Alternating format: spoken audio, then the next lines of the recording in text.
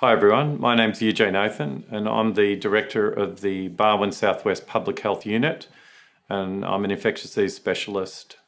And today I want to do a little bit of myth busting around the COVID vaccination program. We've been tasked with rolling out the COVID vaccine to our region and it's well and truly underway. So I'm going to throw up some frequently asked questions and try and answer them as best I can. The first question to throw up is, how does the COVID-19 vaccine work? The vaccine relies on the immune system to recognise the protein on the outside of the virus called the spike protein. And if you look at pictures of the coronavirus that are presented in the media, it's like little prickles on the outside, and our immune system recognises those proteins. And the vaccine produces those proteins in different methods, and by the immune system recognising it, it is able to disarm the virus and allow us to develop full immunity over time. Next question. Why is it safe for people over 50 to receive the AstraZeneca vaccine but not younger than 50? What we have found with the rollout of the AstraZeneca vaccine, now that it's been distributed to more than 30 million people around the world, is that a rare manifestation of people's immune response includes the development of blood clots. When I say it's rare, it's less than 1 in 250,000 individuals, so it's exceedingly rare, but this significant immune response occurs more often in younger people with a robust immunity than in older people. It's been extremely rare to occur in people under the age of, over the age of 30, but to be on the safe side, we've encouraged people over the age of 50 as our threshold in Australia, being a more conservative approach. And of course, we know that people over the age of 50 are at increased risk of developing COVID disease. So by the time people are 70 and plus, they could potentially develop more severe disease and end up in hospital. True or false? The vaccine for COVID contains a microchip that the government can track us. That is obviously not true. What is the risk of developing blood clots after receiving the AstraZeneca vaccine? So we believe that it is an extremely rare complication occurring in 1 in 250,000 individuals, and even less so in older age group individuals over the age of 50. True or false? People with pre-existing medical conditions like diabetes should not get vaccinated.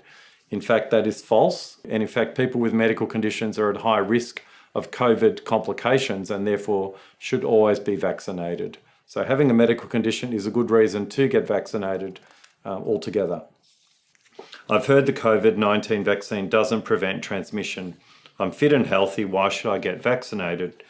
The COVID vaccine, in fact, does prevent transmission. Both the Pfizer and AstraZeneca vaccines in large population implementation studies in countries like Scotland and Israel showed a reduced transmission of more than 80%. So it prevents spread from person to person. So that's important. If you're fit and healthy, you certainly would not be at risk of COVID complications, although that can occur rarely. But in fact, you can protect those around you who are at risk or vulnerable for complications.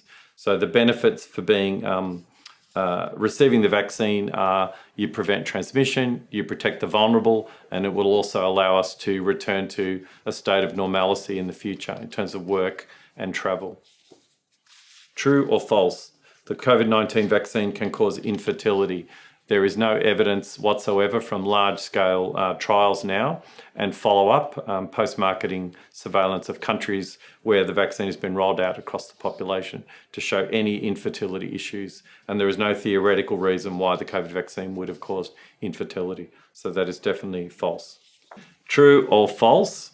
The COVID-19 vaccine can give you COVID-19. That is false. All of the COVID vaccines that are implemented around the world are inactivated, and there is no live virus in any of them, so it's not possible to develop disease from the vaccine itself. We will need to get a COVID-19 booster shot each year.